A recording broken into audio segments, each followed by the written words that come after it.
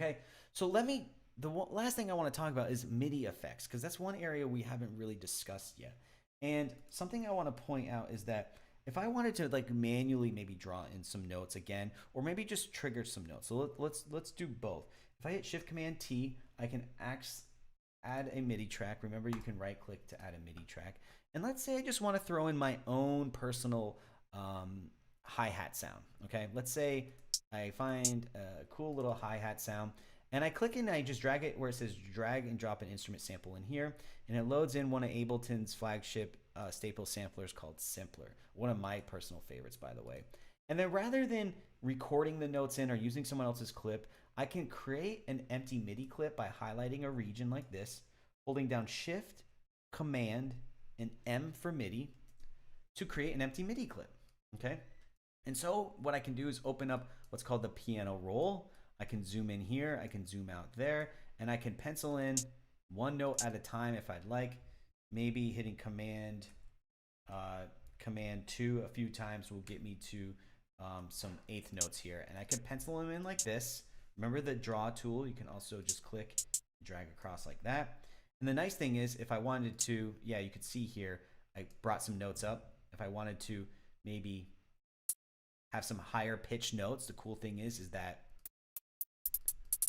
using a Simpler is that you can actually use this to transpose your notes. Okay, but let me show you a neat little trick that you can do using something called the Arpeggiator. Okay, so if I just click and draw one long note out like this, all right, and then I solo it and I hit play, you just hear that note naturally. That's how it should work. But if you go over to MIDI Effects and you grab something called the Arpeggiator and you just drop it in like this, it will literally create eighth notes based off this one sampled note. And I'm gonna go ahead, I just hit S for solo, or you can also click on S for solo, and then play the note back. And now it's triggering this note to play eighth notes. Neat, huh? So if I go ahead and just play it with the rest of my track, maybe for some reason I'm not a huge fan of the hi-hats that are inside this track. So I can go ahead and actually rather than deactivating them like this, I could go back to the instrument itself, find those hi-hats, mute them. So now you're just hearing my hi-hat.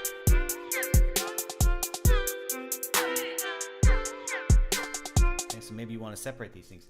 And the cool thing is, with this arpeggiator, maybe I want to make the notes sound like 16th notes. I could do that by selecting this to set to 16th notes. Okay. You can actually offset it and change the groove so it adds a little nice swing. You can add something called steps where it actually will add a little bit of transpose to it.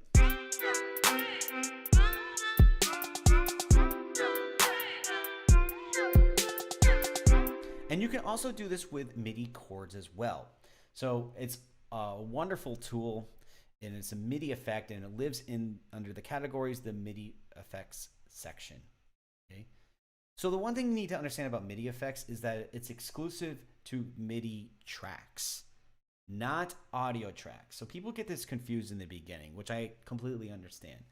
Audio effects are non-exclusive, meaning audio effects can be on MIDI tracks and audio effects alike, or audio tracks alike, okay? But with MIDI effects, you can't throw a MIDI effect on a audio track. Not to say you can't make it work with audio, you just can't throw on an audio track. It needs to go on an instrument track, okay? So just side note on that. But something else I want to show you that's really cool is right now all these chords that I'm playing are in the key of C major. And when you're first starting out, for any of you who are taking, by the way, we have other classes that talk about music theory. And so for those of you who are brand new to writing music, and for those of you who have experience, we dive in from starting out on like scales and you know, the basics of music theory. But for those of you who are brand new, and this might be a little intimidating at first, you know, starting with the white notes in the key of C major, or the scale of C major, just hitting the white notes is a great place to start. But let's say you want to hear, maybe you want to hear these notes, okay, but you want to hear what they would sound like in a different key. How can you do that? If you have no prior music knowledge whatsoever, no music theory training whatsoever, there's a really awesome tool called Scale, okay? And this is a MIDI effect. So what I can do is I can select the Scale MIDI effect and then click on this drop-down menu and choose a scale. And in this case, I want to maybe switch it from major, because right now my chord's under major key, and I want to maybe hear what they would sound like in a minor key. So what I can do is from this preset menu in the MIDI effects section is click where it says minor, and then just double click. I could drag it in like this. I could just drag it in, or I could double click. And now currently this MIDI scale function is set to the base of C. But because it's minor, these chords are no longer going to be playing in a major scale. They're going to be played in a minor scale.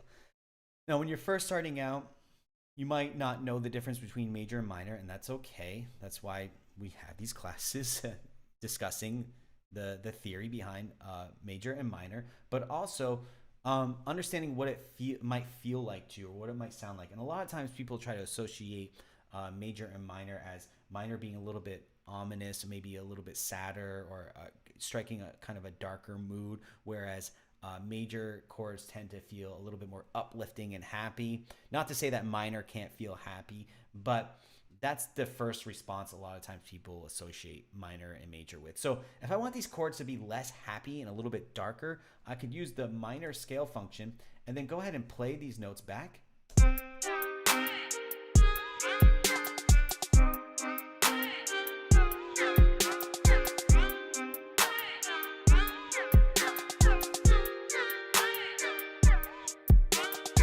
Okay, so watch, if I turn this off, you will now feel the difference. Now you'll hear the difference.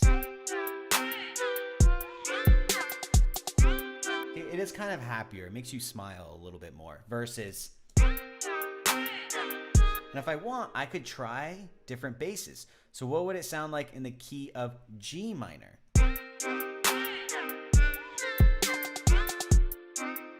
So really what is happening though?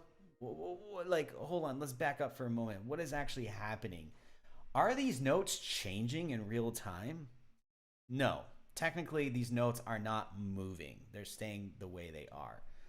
But the MIDI effect itself is outputting those notes that are in the scale. So something you need to understand is that the C minor scale is different than the C major scale. What does that really mean? Is that in the C major scale, there's certain notes that are in that scale, and in the C minor scale, there are certain notes in that scale. So what's happening is Ableton, with the MIDI effect, will look at my notes and then say, okay, these notes don't fall in this scale, therefore we will force them to go in a scale that is part of that note. Okay, so for example, in the key of C major, E is in the key of C major, but E is not in the key of C minor. So really what's going to output is that these notes are going to be playing down here. Okay? So it doesn't show you, it doesn't necessarily teach you what the C minor scale is, but it will at least get you going, and it'll output the proper notes, quote unquote proper notes, for you to begin. If you, again, if this were a class, in a class setting, you would learn about the different scales, the minor and the major, and we would take our time with this segment and make sure you understand these things. But when it comes to Ableton tools, this is a wonderful tool, and there are a lot more, by the way. There's a lot more. There's even a chord one that helps you, assist you with writing chords when you're first starting out. But something else I want to point out about this too is, besides the MIDI effects, because the MIDI effects, there's some awesome things here. And you can combine MIDI effects with audio effects, by the way. Just want to point that out as well. But really too, there's an awesome feature for those of you who want to learn more about MIDI, and keys and scales and things like that, is that over here there's an actual scale function. Okay, and in the scale function, I can say, okay, show me all the C major notes. Okay, all the ones that are highlighted are in the key of C major. But let's say I wanted to switch it to minor. Now Ableton's showing me which notes are actually in the minor scale. So I can take a close look and say, oh yeah, there's my E notes. Maybe I need to take those E notes and bring them down, okay? And if I look at these notes up here, these B notes probably need to go down, okay? Now it's minor. And I honestly kind of recommend that over the scale function. The scale function's a great way to get going, to get started. But really, if you're trying to explore this further on your own and see which notes are correct, you can use this wonderful scale function.